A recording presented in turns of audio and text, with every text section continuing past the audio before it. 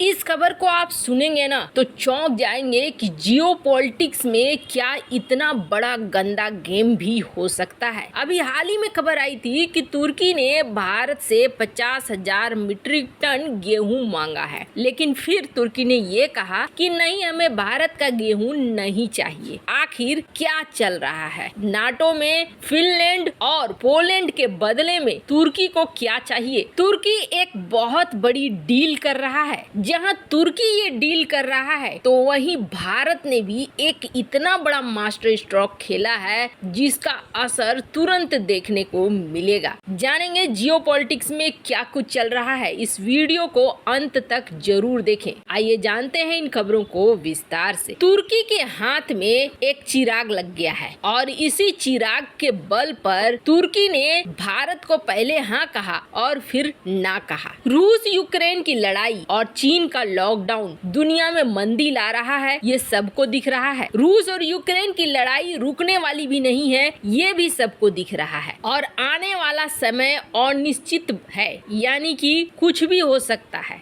जब ये लड़ाई शुरू हुई थी ना, रूस और यूक्रेन की लड़ाई, तब जो काला सागर है, ब्लैक सी में जो एक महत्वपूर्ण स्ट्रेट है, उस स्ट्रेट का आधिपत्य तुर्की के पास है, जिसे कहा जाता है बोस्फोरस का स्ट्रेट। और ये एक ऐसा जगह है ना जहां अगर तुर्की ने अपनी सेना को खड़ा कर दिया और कह दिया कि नहीं ये बंद हो गया, तो ये बंद होने का मतलब है कि यहाँ से रूसी जहाज अंदर नहीं आ सकेंगे। और ये मांग जब युद्ध शुरू हुआ था तब से यूक्रेन कर रहा था तुर्की से कि आप ऐसा कर दो, ऐसा कर दोगे तो हमारे लिए बहुत आसान हो जाएगा, काला सागर में फंस जाएगा रूस। लेकिन तुर्की ने ऐसा किया नहीं। शुरुआती दिनों में शायद बातचीत के बाद यूक्रेन को कह दिया हो कि हाँ हम ऐसा कर देंगे, लेकिन यूक्रेन ने आकर इस बात का ऐलान भी कर दिया कि तुर्की से हमारी बात हुई है और अपने स्ट्रेट पर वो प्रतिबंध लगा रहा है। पर अगले ही दिन तुर्की ने कहा कि जी नहीं, हम ऐसा कुछ नहीं कर रहे हैं और हम ये मानते हैं कि ये युद्ध नहीं, स्पेशल ऑपरेशन है। युद्ध के सीन में तुर्की के पास ये शक्तियां हैं कि तुर्की इसे बंद कर सकता है। यहाँ तुर्की ने दोगलई दिखाया। अब तुर्की को दोगलई दिखाने का दूसरा मौका मिला जब नाटो की सदस्यता के लिए स्वीडन और पोलैंड ने आवेदन दिया। स्वीडन और पोलैंड का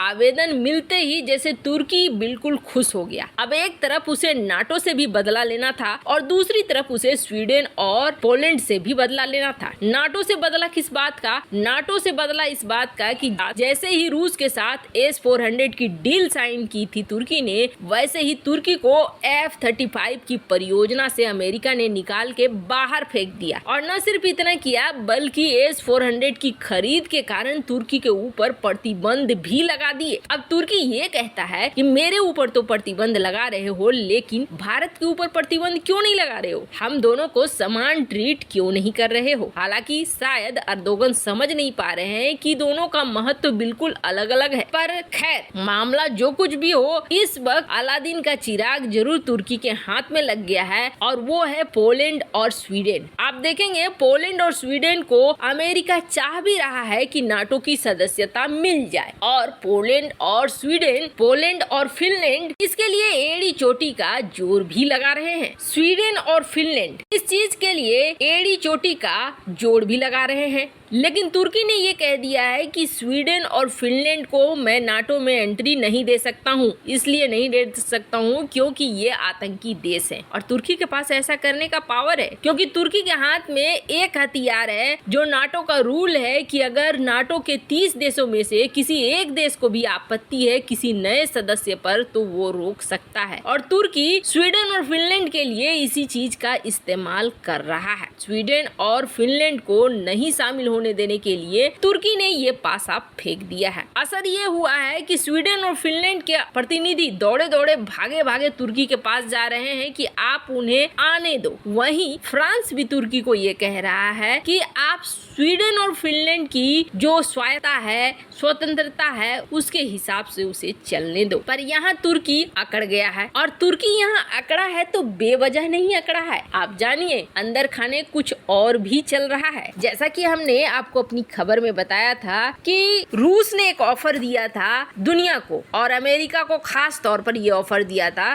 कि हम ऐसा करते हैं, एक कॉरिडोर बना देते हैं जिस कॉरिडोर से पोर्ट वगैरह जुड़े रहेंगे और यूक्रेन अपने माल को बेच सकेगा दुनिया भर को। इसी कॉरिडोर से हम भी अपने अनाज को दुनिया भर को बेचेंगे, दोनों ही बेचेंगे तो दुनिया में जो मंदी छाई हुई है और जो महंगाई बढ़ रही है, फूड क्राइसिस हो रहा है, वो सब कुछ नहीं होगा। ये कॉरिडोर बनाने की बात प्रस्ताव के रूप में शर्त के साथ रूस ने दिया कि बदले में आपको प्रतिबंध हटाने होंगे, पर अमेरिका ने नहीं माना। यहीं पर एक बड़ा खेल हो रहा है और ये खेल कर रहा है तुर्की, जहां तुर्की एक डील सेट कर रहा है और ये डील यूक्रेन के अनाज के साथ भी करना चाह रहा है और रूस के अनाज के साथ भी करना चाह रहा है। तुर्की दरअसल ये चाहता है कि एक डील के तहत उसे मिले इन दोनों देशों में से जिसका भी मिल जाए गेहूं वो ले लेगा। अब रूस अगर गेहूं देता है तुर्की को तो बदले में रूस को क्या चाहिए? बदले में रूस को चाहिए फिनलैंड और स्वीडन को लेकर जो निर्णय लिया है तुर्की ने वो बना रहे। और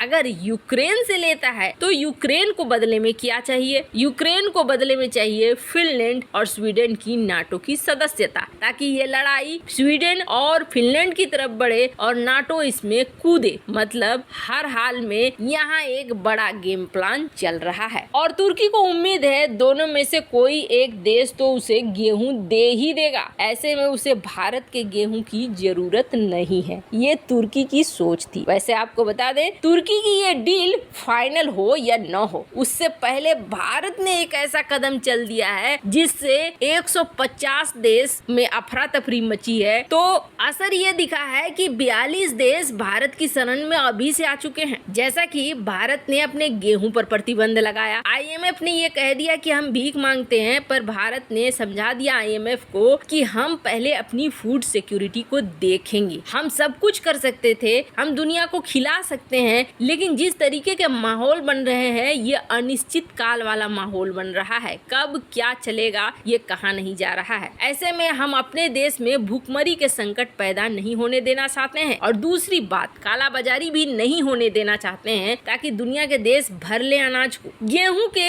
एक्सपोर्ट बैन के तुरंत बाद भारत ने चीनी पर भी लगाया। हालांकि असर इसके दिख रहे हैं। जैसे जैसे ये प्रतिबंध लग रहे हैं, दुनिया भर के शेयर मार्केट गिर रहे हैं। अब इसके बाद अंदेशा ये जताया जा रहा है कई मीडिया हाउस के द्वारा कि भारत अपने चावल पर भी प्रतिबंध लगाएगा। कारण साफ है, गेहूं के विकल्प के रूप में चावल का इस्तेमाल होने की कोशिश होगी और इसकी भी फिर कालाबाजारी होगी। और जहां तक भारत की बात करें तो इस बार गेहूं की पैदावार भारत में भी कम हुई है। ऐसे में चावल पर प्रतिबंध लगाना तो जरूरी बनता है। पर ये जरा सोचिए कि भारत दुनिया का दूसरे नंबर का देश है जो चावल का उत्पादन करता है और उस देश में प्रतिबंध लगते हैं। ये प्रतिबंध जाहिर तौर पर गवर्नमेंट टू गवर्नमेंट फ्री ही रहेंगे, पर यहाँ एक और बड़ा असर दिखेगा आने वाले कुछ समय में, जो ये दिखलाएगा कि कैसे दुनिया के देश वापस से भारत से ही मांगेंगे कि आप अनाज को छोड़ दो। वैसे भारत के लिए ये उचित नहीं है। सऊदी अरब से भारत ने कहा कि आप प्रोडक्शन बढ़ाओ, क्या सऊदी अरब ने बढ़ा दिया? नहीं बढ़ाया। दुनिया के कई ऐसे देश हैं जो इस वक्त अपने देश में अनाज संग्रह कर रहे हैं। ऐसे में आपको क्या लगता है, क्या भारत को